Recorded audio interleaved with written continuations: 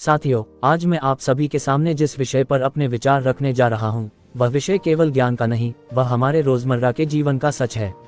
आज का विषय है भटकते मन को सही दिशा कैसे दें। साथियों, अगर मैं आपसे एक सवाल पूछूं, क्या आपका मन हमेशा एक जगह टिक पाता है? क्या आप पढ़ते समय कहीं और खो जाते हैं? क्या आप काम करते हुए मोबाइल, सोशल मीडिया, भविष्य की चिंता और बीते हुए कल में उलझ जाते हैं?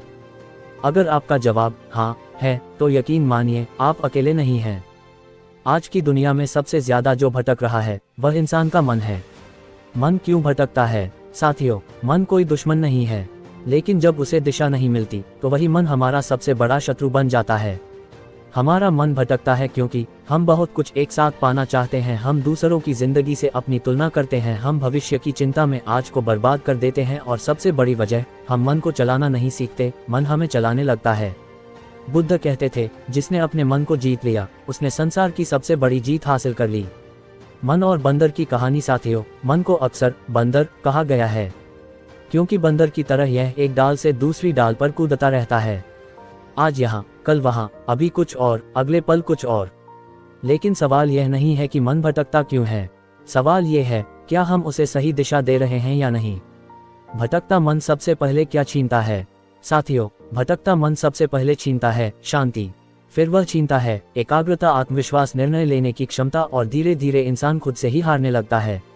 आप बाहर से मुस्कुराते रहते हैं, लेकिन अंदर से टूटते रहते हैं।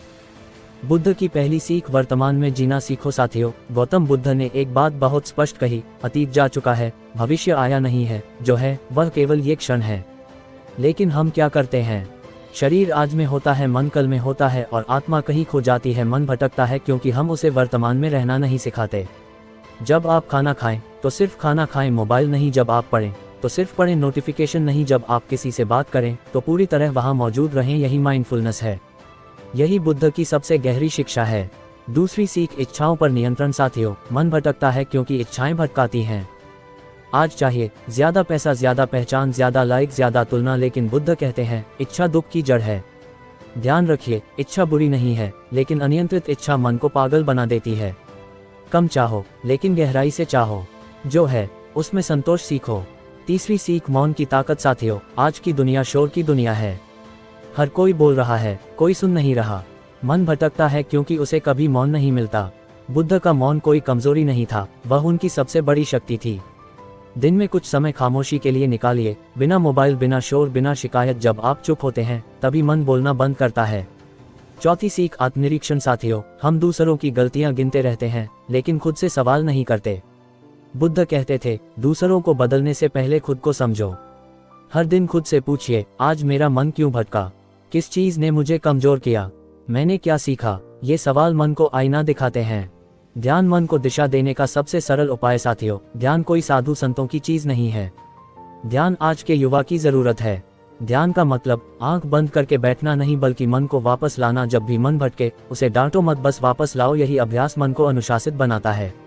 साथियों, याद रखिए, मन को दबाओ मत, मन को समझो, मन को दिशा दो। भटकता मन कमजोर इंसान की पहचान नहीं है, लेकिन उसे संभालना मजबूत इंसान की पहचान है। साथियों, अगर आप अपने मन को जीत लेते हैं, तो दुनिया की कोई ताकत आपको हरा नहीं सकती। बुद्ध का रास्ता संन्यास का नहीं, संतुलन का रास्ता है। आज से ये संकल्प लीजिए, मैं अपने मन का मालिक बनूंगा, मन मेरा मालिक नहीं होगा, क्योंकि जिस दिन मन शांत हो गया, उस दिन जीवन सही दिशा में चल पड़ा। धन्यवाद।